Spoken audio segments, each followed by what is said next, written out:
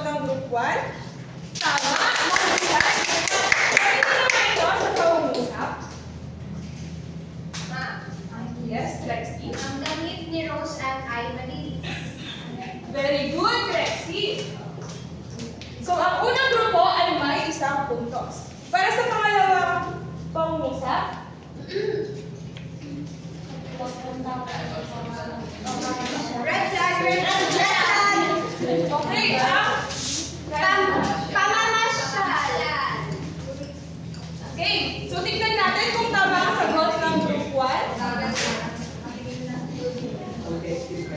Tama, group 1. Inyo nga itong gamitin ulit sa pangungusap.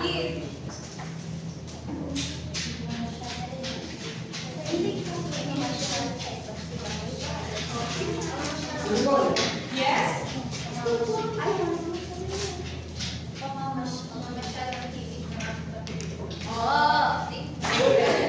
Yes, lovely. Pamamasyal ang hilig ng aming pamilya. Very good, lovely. So, ang group 1 ay meron ng 2 puntos at ang group 2 ay wala pang puntos. Umabot na daw. So, para sa pangatlong pangungusap, Red flag! Red. okay, green flag. Umapaw. Mali! Umaapaw.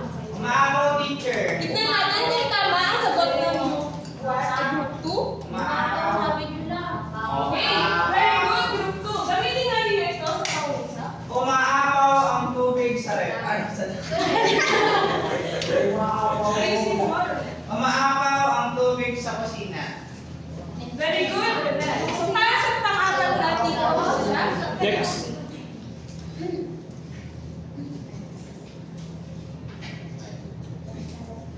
okay, so mahusay mga bata at ang nanalo sa ating aktibidad ay ang group 2.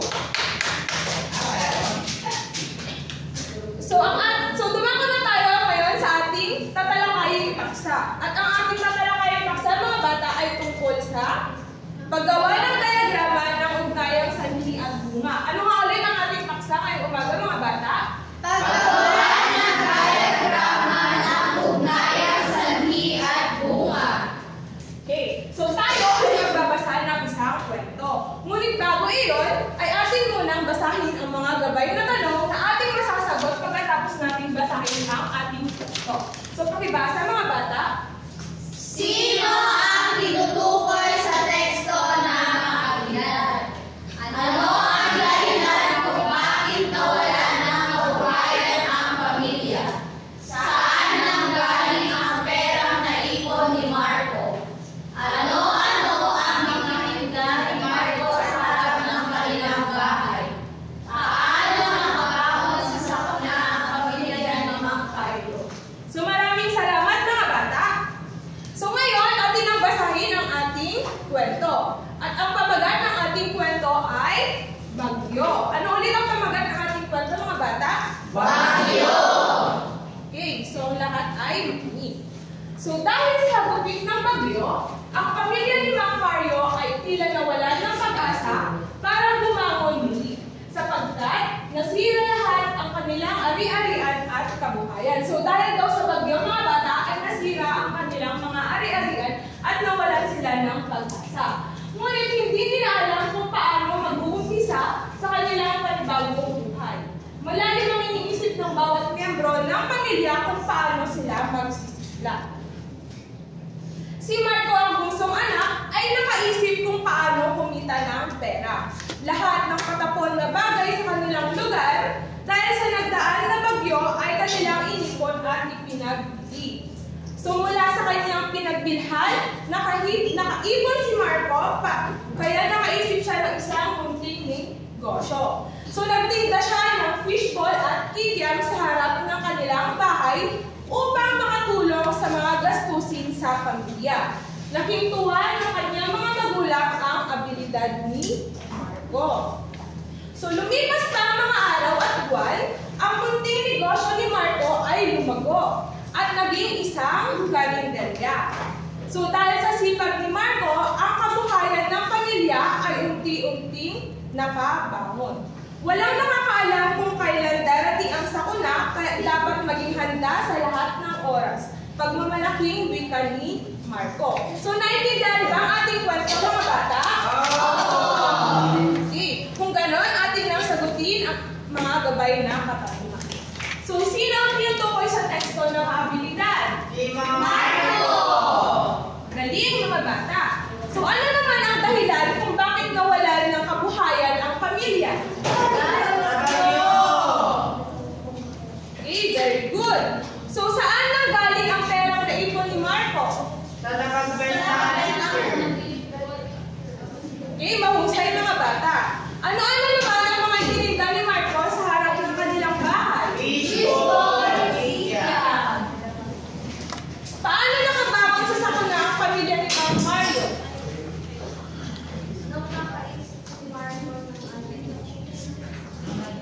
Yes, Judy?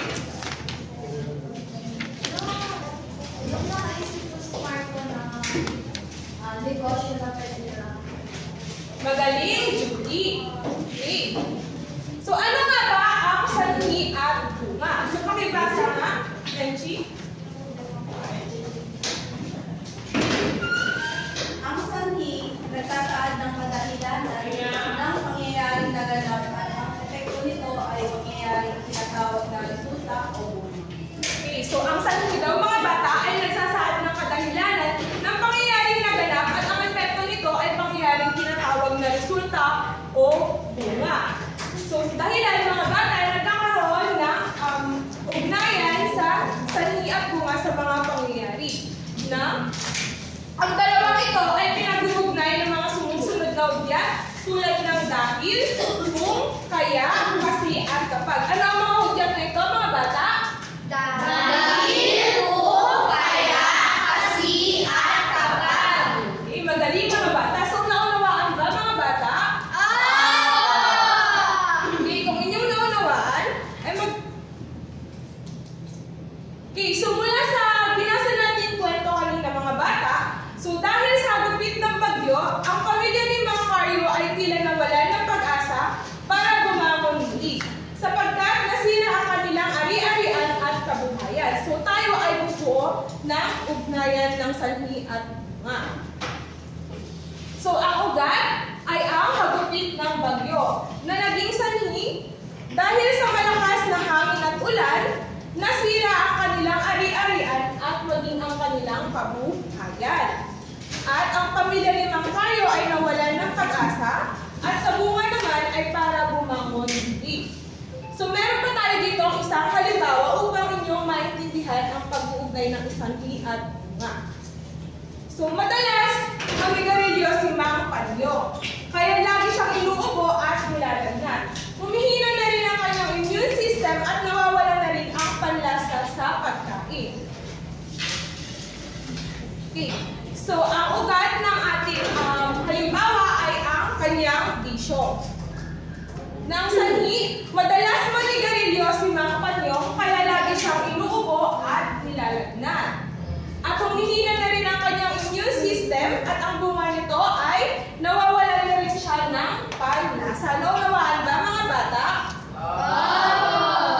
Okay, kung inyong naunawaan mga bata, tayo ay magkakaroon ng isang aktibidad.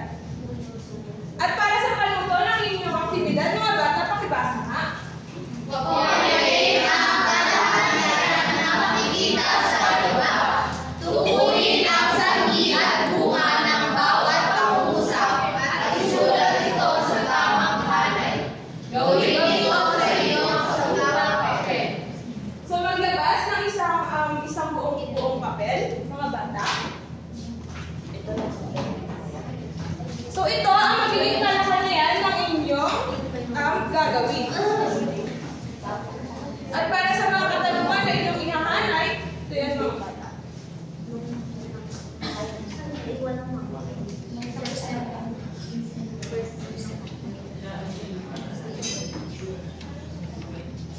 So tapos na ba mga bata?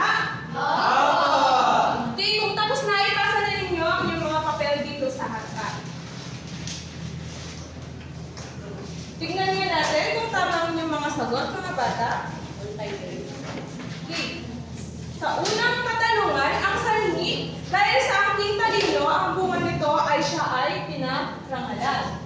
At ang pangalawa naman ay nang umulan ng malakas, ang bunga ay lahat ay nagsiligtas. Sa pangatlo naman, hindi siya kumain ng almusal kaya sumakit ang kanyang tiyan. At pang-apat naman, dahil masipag siyang mag-aral, matataas ang garbang nakuha ni Poldo. At sa panglimang katanungan, ang sanhi ay dahil sa pagbuho ng lupa sa paraan ng bundok, ang bunga nito ay maraming bahay ang nasira. At sa pang-anim naman, sapagkat nagluluto siya ng almusal ko, at sa pang-pitong katanungan, dahil sa kanyang pamilya, ang bunga nito ay nagsisikap pagtrabaho ang ama. At sa pang-walo, ang taong masipag maghanap buhay ay nagkakanda. At ang bunga naman ay para sa kanyang kinabukasan. At sa pang-siyam, kung patuloy natin hindi pahalagahan, unti-unti masisira ang likas na yaman. At sa pang-sampo, ang sanhi ay kumain ng masustansyang pagkain at sapat na tulog, at ang bunga nito ay para malabanan ang sakit. Okay, so naunawaan ba mga bata? Okay, so magkakaroon muli tayo ng pangalawang gawain. So ang patuto nito mga bata ay tukuyin kung ang mga nasalong guhitang salita ay isang sanhi o isang bunga. Handa na ba kayo? Para sa unang katanungan. Ang malakas na bagyo ay nagdulot ng matinding pagbaha sa mga komunidad. Sanhi o bunga? Sanhi! Okay, tignan natin. Wow! Tama! Okay, sa pangalawang katanungan. Pakibasa mga bata. Ang pagsunod sa mga patakaran sa tamang pagtatapon ng basura ay nagdulot ng malinis na kapaligiran. So, sanhi o bunga? Pwede Bunga. Sanhi! Tignan natin kung tama ang mga Sanhi! katanungan. Okay, sa pangatlong katanungan. Nasira ang bahay namin dahil sa bagyo. Sanhi o bunga? Bunga. Bunga. Ay, sanhi! Bunga.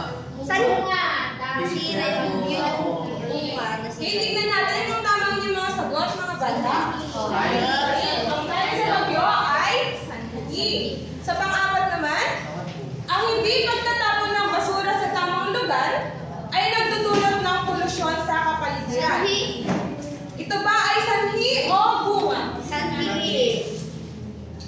Okay, tignan natin mga bata. Okay, galing. At sa pang-lima, ang pagkawala ng mga pananim dahil sa bagyo ay nagresulta sa kawalan ng kabuhayan ng magsasaka. Sanhi o bunga? Tignan natin kung tama ang inyong mga sagot. Okay, magaling mga bata. Okay, so magkakaroon muli tayo ng pangatlong gawain. At ang gagawin lamang ninyo ay i-scan ninyo ang QR code at sagutan ang mga tanong. So maaari yung i-scan mga bata ang QR code na ito para inyong may access ang mga katanungan.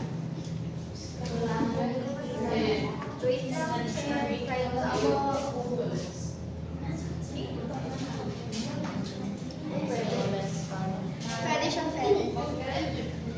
May scan na ba mga bata? Meron po.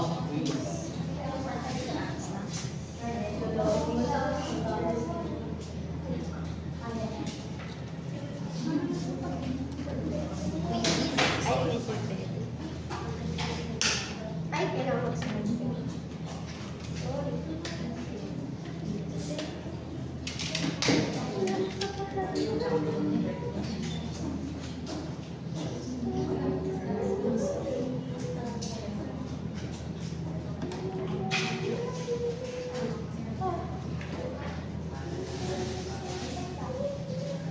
Okay, so nakasagot na ba mga bata sa ating QR code? Okay, so very good mga bata. So magkakaroon muli tayo ng pangalawang pangkatang gawain. At mula sa dating grupo, dito ulit ang group 1 at dito naman ang group 2. So ang panuto ng ating pangkatang gawain mga bata ay gumawa ng diagrama at pag-ugnayin ang sanhi at bunga sa pangungusap. Sa paggawa ng aktibidad na ito, ay mayroon lamang kayong 3 minuto upang gawin ito. So para sa unang grupo, ang gagawin nyo ng diagrama ay ang hindi pagsasabi ng tapat sa paggulang. At ang pangalawang grupo naman ay ang pagtatapon ng basura sa ilog. So naiintindihan ba mga bata ang inyong gagawin? Okay. So maaari na kayong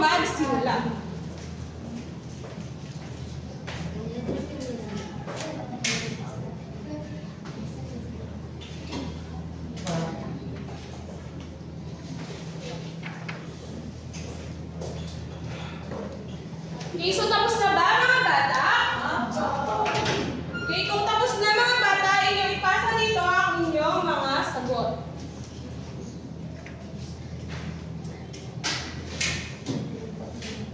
At sa panghuli ninyo ang gawain mga bata, ang panuto nito ay gumawa ng ugnayang sanhi at bunga tungkol sa mangyayari kung ikaw ay hindi susunod sa nanay at tatay mo. Yan ay gagawin muli ng pangkat na bunga.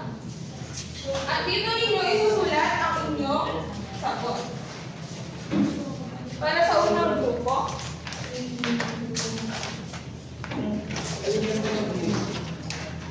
At sa pangalawang grupo naman ay ito ang inyong gagawin. So gumawa kayo ng ugnayang sanhi at bunga tungkol sa umuulan ng malakas sa buong magdamag, kaya napuno ang tubig ang mga estero at bungan. Ito naman ang inyong pagsasagot.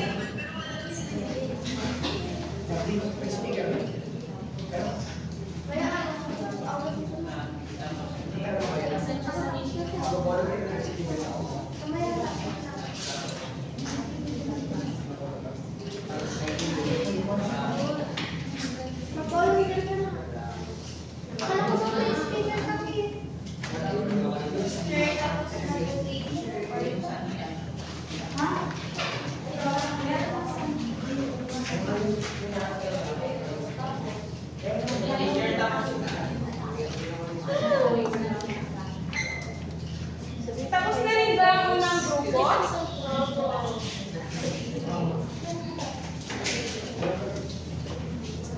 Okay, so kung tapos na mga bata, inyong ipasa dito ang inyong mga out. Ito po, teacher.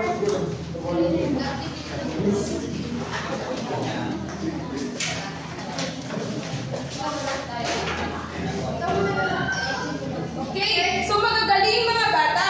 At para sa inyo namang takdang aralin, kayo ay sumulat ng 3 pangungusap na nag-uugnay sa sanhi at bunga. At ito ay sulat ninyo sa inyong mga kwaderno. Naunawaan ba mga bata? Okay, so yun lang at maaari na kayong mag-revise.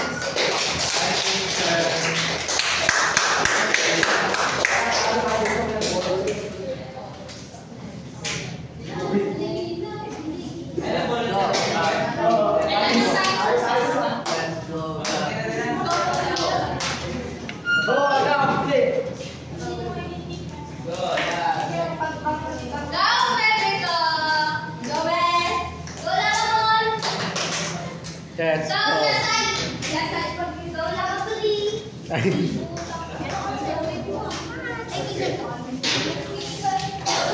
Let's go, Lapapol.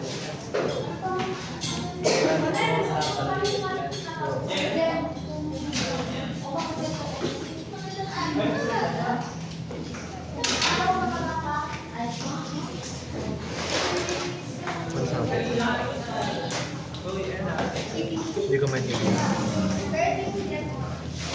Hindi pa ikakat to? Oo, alam. Cut na to? Cut na muna to?